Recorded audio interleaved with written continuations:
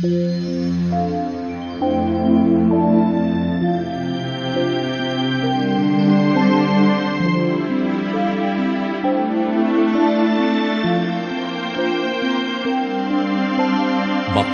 ang bumabasa at ang nangakikinig ng mga salita ng hula at tumutupad ng mga bagay na nangasusulat doon, sapagkat ang panahoy malapit na.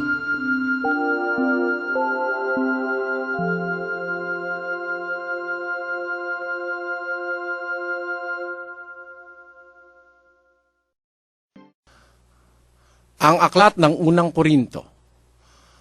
Ang aklat na tinatawag o pinamagatan ng mga nagsipagsali ng Biblia na kung tawagin ay unang Korinto o 1 Corinthians or 1 Korinto ay isinulat ng apostol na si Pablo humigit kumulang noong ika-55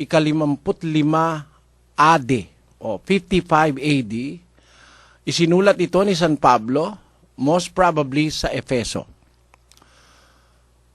Sasabihin ko sa inyo ang isang hindi nyo naririnig sa iba, na ang aklat ng unang Korinto ay hindi unang Korinto. Ito'y isang pagkakamali. Actually po, ang unang Korinto ay ikalawang Korinto dapat. Maaari itanong nyo at sabihin nyo, bakit ba? Bakit ganyan? Kapatid na Soriano. Kasi yung unang Korinto pong aklat, yun po ay hindi na natagpuan sa ating panahon. In fact, ang aklat na unang Korintong tinatawag ngayon, ang nagpapatunay na may mas nauna pa sa kanyang aklat. Kaya kung iyan ay unang Korinto, dapat itong unang Korinto ngayon ang ikalawang Korinto. Babasa po ako sa inyo ng isang talata as a brief introduction of the mistake that was done by the biblical translators na nagsasabing ito ay unang Korinto. Mali po yun. Basahin natin ang unang Korinto daw, 5 at 9. Isinulat ko sa inyo sa aking sulat na huwag kayong makisama sa mga mapakiapid.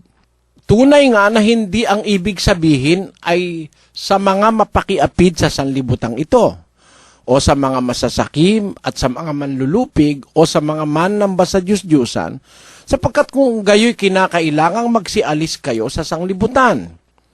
Datapwat sinusulatan ko nga kayo na huwag kayong makisama sa kanino mang tinatawag na kapatid kung siya'y mapakiapid o masakim. So, nagpapaliwanag po si Pablo rito sa talatang ito. Nasabi niya, sinulatan niya sila na huwag makisama sa mga mapakiapid. Nagkamali ang mga taga-Korinto ng pagkaintindi. Akala nila huwag na silang makikisama sa mga mapakiapid sa sanlibutang ito. Ang ibig niya palang sabihin, ipinaliliwanag niya ngayon dito sa sulat na ito, na ang ibig niyan sabihin, huwag makisama sa mga mapakiapid, hindi sa sanlibutan, kundi kanino? Kundi sinusulatan ko kayong huwag kayong makisama sa mga mapakiapid na kung tinatawag na kapatid. Kung nasa iglesia, tinatawag na kapatid, ay mapakiapid pa, ayaw magbago, huwag kayong makisama ron. Hindi ang ibig kong sabihin, yung mga mapakiapid sa sanlibutan. Kasi kung hindi mo pakikisamahin nasa sanlibutan, hindi mo sila mahihikayat magpakabuti.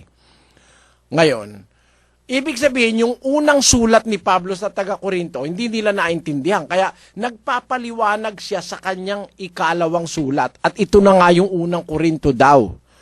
Dapat ito ay ikalawang Korinto. Napakaliwanag po niyan sa English.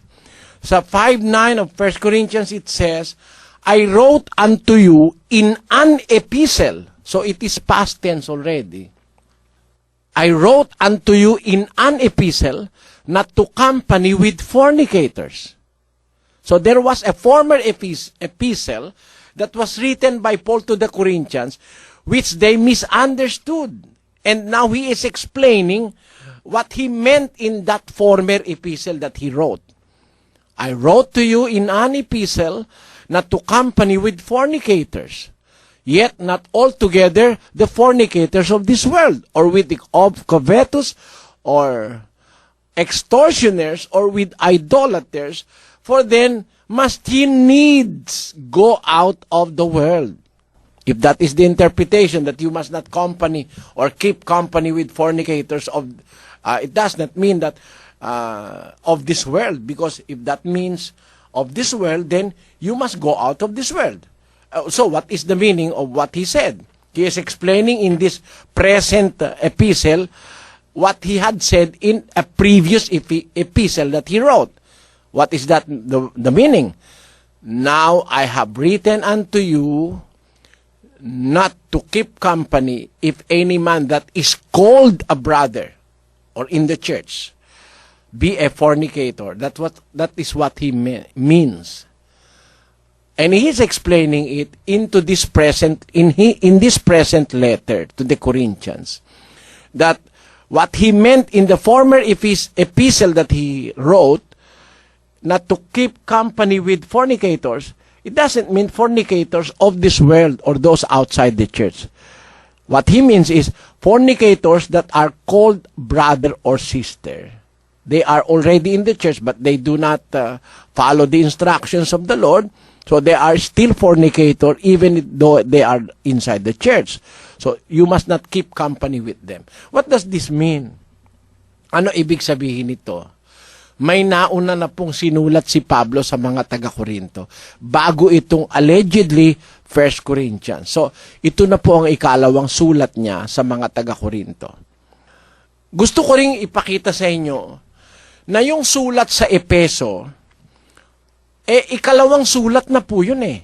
Yun lang ang hindi napapansin ng nagtatranslate ng Biblia. This should have been second Ephesians o ikalawang taga-Epeso. Bakit? Ang sabi niya po sa 3:3 ng Epeso, kung papaanong sa pahayag ay ipinakilala sa akin ng hiwaga, gaya ng isinulat ko ng una sa ilang salita. So may nauna na pang sulat sa mga taga-Epeso bago ito. Yan. Yun lang po pinapapansin ko sa inyo. So, ang unang Korinto na pinamagatang unang Korinto ngayon, ito po'y hindi talagang unang Korinto, kundi ikalawang Korinto. Ngayon, ang Korinto po ay sulat na nagpapakita ng napakaraming problemang espiritual ng mga Kristiyano sa Korinto. Maaari niyong mapansin ito kung babasahin niyo ang buong aklat ng Korinto. Bakit po? Ang Korinto po kasi ay isang siyudad na